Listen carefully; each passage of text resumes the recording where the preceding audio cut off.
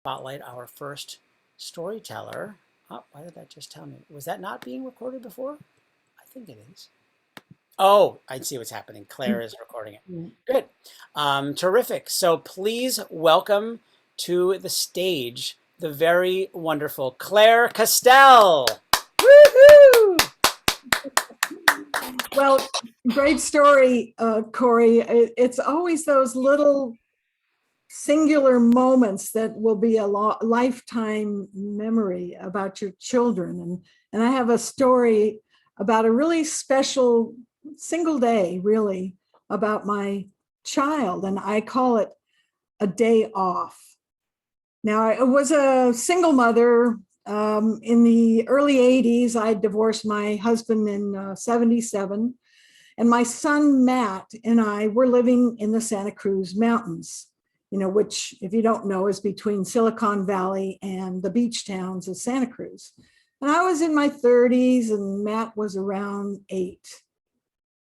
Living in the mountains was challenging sometimes. Our cabin was heated by a wood stove.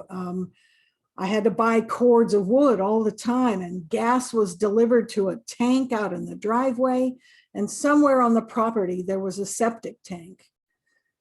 So there were challenges, and plus I knew nothing about being a mother.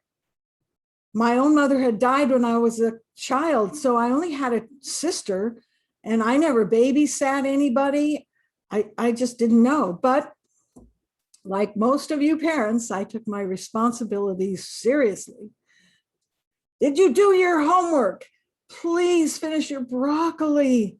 What do you mean I have to bring snacks for soccer practice today? Or pick up your goddamn Legos. I sounded like a nagging shrew. And it was exhausting because I was working a high-tech job in Silicon Valley. So I had to go up and down the mountain. And then I had to also take care of Matt, getting him picked up from school and going to soccer practice. There was just all these things, as you parents know. Well, you know how once in a while your kid tries to fake illness to skip school? Oh, Mom, I have a stomach ache. I can't go to school today. So Matt would pull that off sometimes. And unless there was really obvious signs of illness, like throwing up, I would make him go to school. But, even us adults have that feeling. We understand that feeling, and we feel like taking what we call a mental health day. We want to get away from whatever bullshit is going on at work and just feel human again. So one day it had been storming up in the mountains, and tree limbs are falling and gusts were blowing the redwood trees on the property, and Matt woke up with one of those fake illnesses. And I knew he wasn't sick, but I was feeling the need for one of those mental health days too. Would I be a bad mother if I let him stay home? Would it encourage him to fake illnesses in the future? Would I lose all authority as a mother?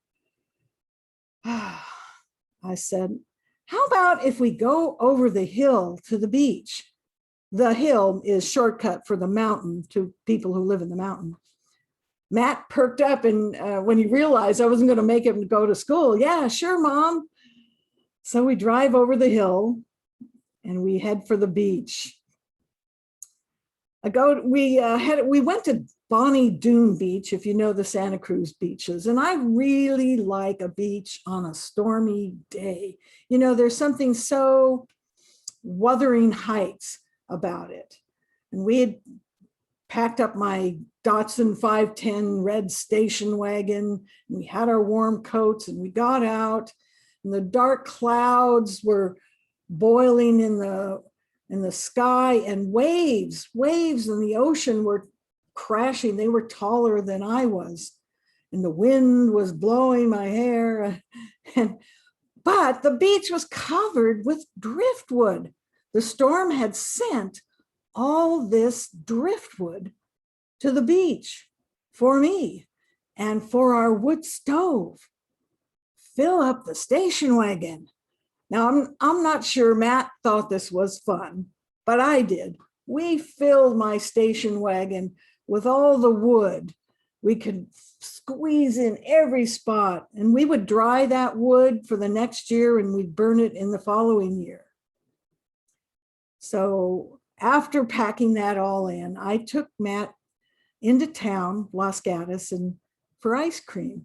And there at the ice cream parlor, we saw Steve Wozniak, you know, the Woz, one of the co-founders of Apple, and he was eating a banana split. And we were really impressed.